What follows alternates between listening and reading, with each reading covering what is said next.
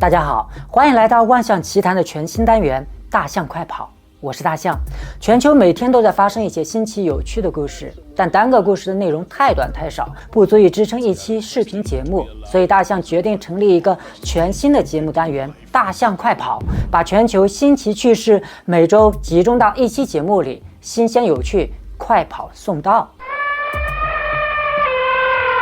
今天第一个奇异的故事，我们将要从美国佛蒙特州西南部的一个小城本宁顿开始讲起。42岁的卡西·威鲁兹，她的丈夫戴夫刚刚因为癌症去世，但卡西的注意力还不能专注地为丈夫举行葬礼，因为就在戴夫因病去世的第二天，已经持续跟踪卡西一家4年的阿诺德又来了。卡西说，感觉这个怪老头，他要开着他那架1976年制造的老古董螺旋桨飞机，穿过我的房子，从天上到地上，包括自己家的房子，都要被这怪老头开着的飞机震动起来了。其实在这之前，已经65岁的阿诺德早在去年的5月30日就被纽约州萨勒托加镇法院的一名法官发布了一条临时保护令，要求阿诺德远离这位名叫卡西·威鲁兹的妇女及其家人、生意场所和工作地点，并且要宣誓不得再与卡西联系，不得骚扰、恐吓、威胁以及其他方式干扰他和他的家人以及涉嫌犯罪的证人。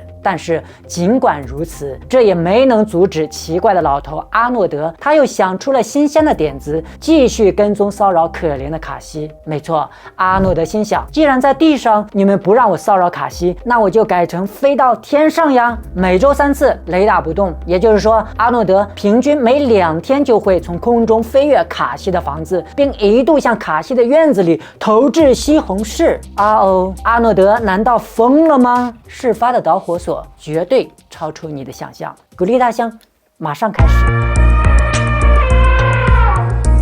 On Wednesday, Linda.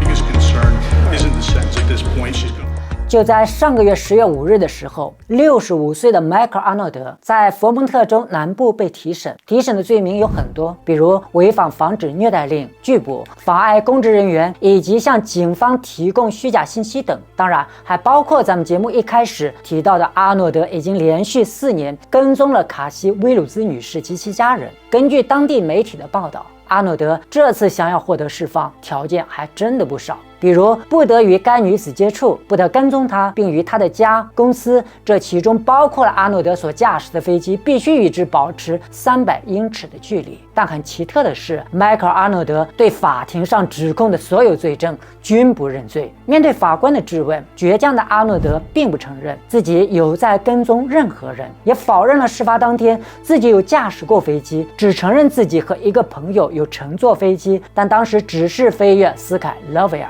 是为了给自己的 Facebook 页面拍摄照片。很明显，法官并没有采信阿诺德的解释，因为法官根据阿诺德被捕时警察在其手机里发现的多张关于卡西及其家人的照片，彻底出卖了阿诺德。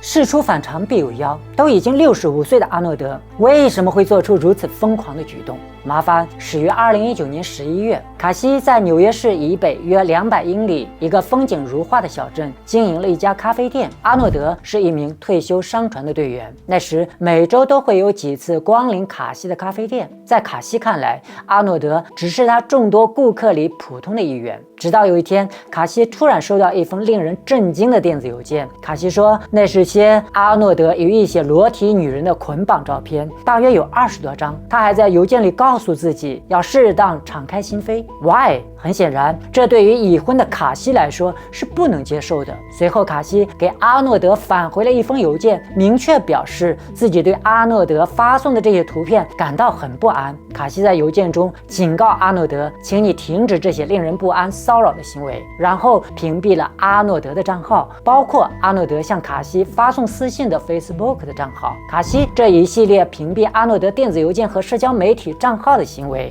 貌似引发了阿诺德的不满。按照卡西的说法。他的拒绝行为似乎引发了这个65岁的怪老头阿诺德的另一种痴迷。阿诺德开始飞越他的家，拍摄他的后院和汽车的照片，并将它们发布到 Facebook 的页面上。当他去上班、遛狗或送女儿上学时，卡西惊恐地发现阿诺德正坐在车道尽头的车里，或躲在附近某处隐秘的地方，远远地看着他和他的家人。卡西害怕极了，他意识到自己被人持续跟踪了。面对这些指控，阿诺德当然是不承认的。他不仅否认了自己曾给卡西发过那些令人不安的照片，而且他还说卡西女士都不应该继续经营他的咖啡店。他说他在2019年去卡西咖啡店就餐的时候，卡西向自己提供了腐烂的食物，我当天就食物中毒了，你知道吗？大夏天炎热的天气里，我把盖子一打开，就发现食物变质了。Oh my god！ 老头挺不把自己身体当回事了。面对已经腐烂的食物，你还吃得下去呀？如果按照阿诺德的说法，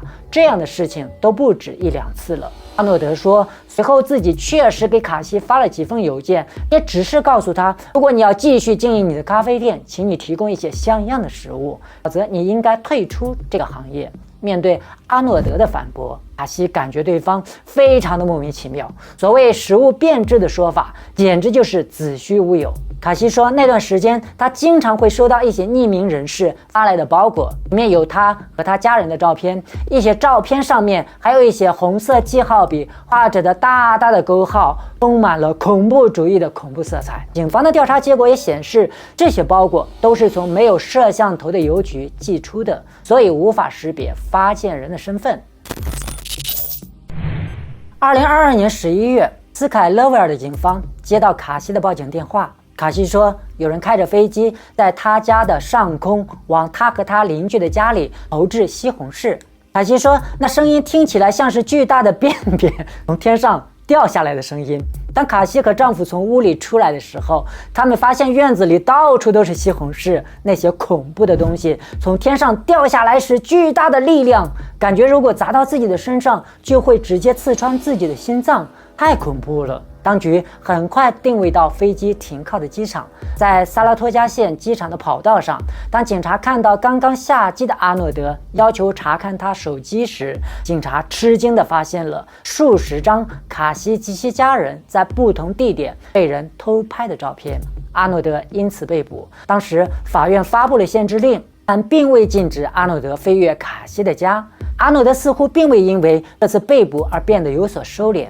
很快，阿诺德又收到了萨拉托加县副警长尼基沃格勒的警告，因为卡西又报警说他在 Facebook 里收到了一个匿名账号发来的恐吓信息，如果报应是一件美好的事情，你的女儿将是下一个，你会看到他们都在你面前消失。当时卡西害怕极了，卡西说自己都快疯了，非常害怕，我都不敢让自己的女儿离开自己的视线，而且当时最糟糕的事情正在发生。卡西的丈夫戴夫·威鲁兹被诊断出患有结肠癌，卡西不得不医院家里的2头跑。最让卡西糟心的是，在戴夫最后的那段日子里，怪老头每周都会有3到4次在自己家的屋顶上驾驶着他那架该死的老古董飞机飞来飞去。尽管身体虚弱的戴夫很想帮忙卡西，但一切都显得那么徒劳。就在戴夫贴着卡西的耳朵说，我向你保证，你和我们的女儿都会没事的，一切都会好了的时候，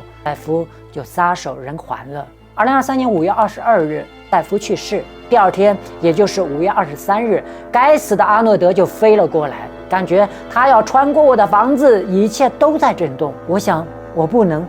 能再这样生活下去了。可怜的卡西，声音因为激动而破碎。接到报警后，阿诺德又被捕了。当地的警察说，他们都不记得这是他们第几次执行逮捕阿诺德的任务了。放了逮，逮了放。这个老头很顽固，他像是得了什么瘾症，似乎是爱上了与卡西家猫与老鼠的游戏。这一次，当地的法院发布了一条临时紧急保护令，其中包括禁飞令。这条保护令将在11月底，最后判决结果出炉前都会生效。但令所有人都不曾想到的是，阿诺德在月前还是登上了他的飞机。他没有在禁飞令规定的区域萨拉托加县机场起飞，而是从缅因州的一个机场起飞了。在最近一次被捕之前，他是从佛蒙特州起飞的。今天第二个奇异的故事，我们将要到访广袤的非洲大地上的国家肯尼亚。画面上的这位男人最近有点麻烦，他被指控冒用他人律师身份，在法庭上成为一名伪装者，帮助肯尼亚的达官显贵们打赢了很多官司。这就是这个故事最为奇特的地方。根据肯尼亚当地媒体报道的内容来看，这名叫做布莱恩·姆文达的男子，当然这个名字也不是他的，说是盗用了一位叫做布莱恩·姆文达·安特维加的真正律师的名字。报道说，这位目前还在上大学2年级的大学生冒用布莱恩·姆文达律师的名字，先后赢得了26起官司，全部胜诉。眼瞅着生意越来越好了，他却被当地的律师工会无意间发现了。其实这个事件最具争议的点，倒不是布莱恩在没有律师职业资格证的情况下为达官显贵们打赢了数十场的官司，而是布莱恩冒用了真正布莱恩律师的身份，访问了肯尼亚国家专业监管机构肯尼亚律师协会的在线系统，谎称自己是高等法院辩护律师，误导客户，并向客户收取了高额的律师费用。但不得不说的是，这位所谓名叫布莱恩的律师，冒着布莱恩的名字，不仅顺利通过了相关司法考试，而且顺利入职了当地总检察长办公室的工作岗位。不仅如此，这名正在当地大学读书的2年级大学生，去年8月的时候，已经通过了重重司法考试，顺利拿到了属于自己的律师资格证。但由于自己当时已经冒着布莱恩的名字在总检察长的办公室工作了，所以没有申请律师职业证书。事件曝光后，布莱恩的行为得到了很多年轻人的支持，他们将他视为英雄，说他是揭露司法系统缺陷的英雄。律师协会的主席特乌里则反对年轻人这一行为，不仅否认了布莱恩是揭露司法系统缺陷的英雄的说法，而且强调说布莱恩其实是一名正在试图避免被捕的逃犯。就在这个时候，奇特的现象出现了。尽管布莱恩遭到了肯尼亚律师协会和检察长的谴责，但肯尼亚工会中央组织则称赞布莱恩为才华横溢的年轻人，没有传统资格就取得了成功。除此之外，布莱恩的事件还得到了肯尼亚首都内罗毕前州长麦克桑科的支持。桑科说，布莱恩未曾杀过任何人，他不是恐怖分子，所以自己将动员一支律师团队为布莱恩的案件辩护。桑科明确表示，如果布莱恩·姆文达被捕，他将用尽一切的力量保释他。当然，咱们不太了解肯尼亚当地的法律法规，但同时对这位前州长如此义无反顾地支持布莱恩的行为同样不能理解。如果布莱恩真的是冒用了他人的名义做了违法的事情，不管他打赢了多少官司，都应该遵守当地的法律，还事情一个真相。更何况不管怎么说，他自己也是学习并正在从事法律行业的专业人士，如此看来也算是知法犯法了。其实布莱恩事件的曝光跟肯尼亚高院带来了不小的麻烦，别的不说，就是布莱恩代理的那已经胜诉的26起案件，也有可能面临着被推倒重来的风险。其实同类案件在肯尼亚并不罕见，肯尼亚检察长英贡就曾公开表示，不合格人员冒充肯尼亚高等法院律师的案件在肯尼亚逐年增加。根据肯尼亚国家相关法律的规定，如果布莱恩的行为一旦被法院确认，布莱恩将会永远被剥夺成为一名律师的权利，并伴有刑事责任的风险。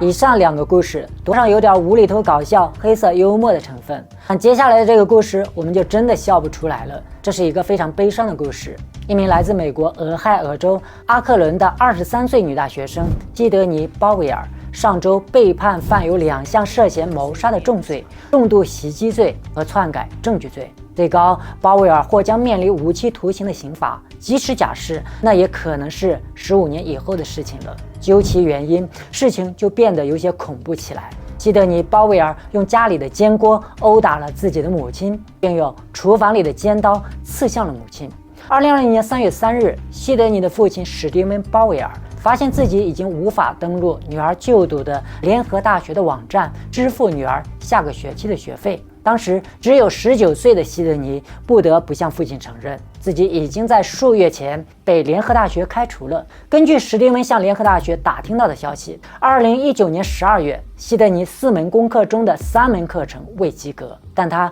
继续住在校园里，并参加学校组织的联谊会，直到学校官员于2020年2月24日将他从宿舍驱离。在随后的1周里，希德尼一直住在离学校不远的旅馆里，并向父亲谎称一切正常。随后，史蒂文向妻子布伦达·鲍威尔转述了女儿长达数周的欺骗行为。母亲布伦达立即从就职的阿克伦儿童医院回到家中，与女儿讨论关于她被学校开除的事情。期间，母亲布伦达试图与学校的官员在电话里沟通，希望能够取得学校的谅解，通过其他可能的方式为女儿争取能够返回联合大学上课的机会。联合大学的一名官员在法庭上作证说，当时他正在与希德尼的母亲通电话，他在电话里听到了重复的重击声和尖叫声，然后电话就挂断了。紧接着，他把电话回拨了过去。希德尼假装是自己的母亲接听了电话，但官员并不买账，并迅速报了警。警方现场勘验的报告显示，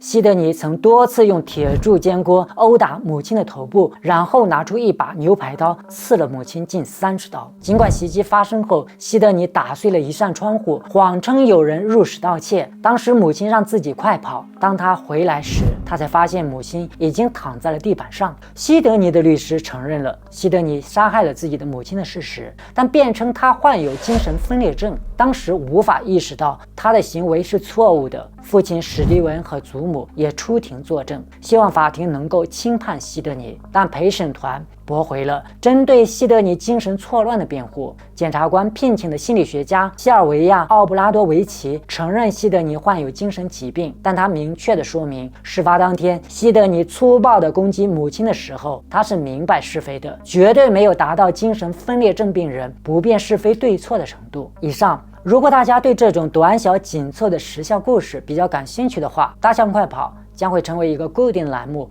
每周发送。评论区留言告诉我吧。感谢收看今天的节目，记得订阅万象的频道。平安喜乐。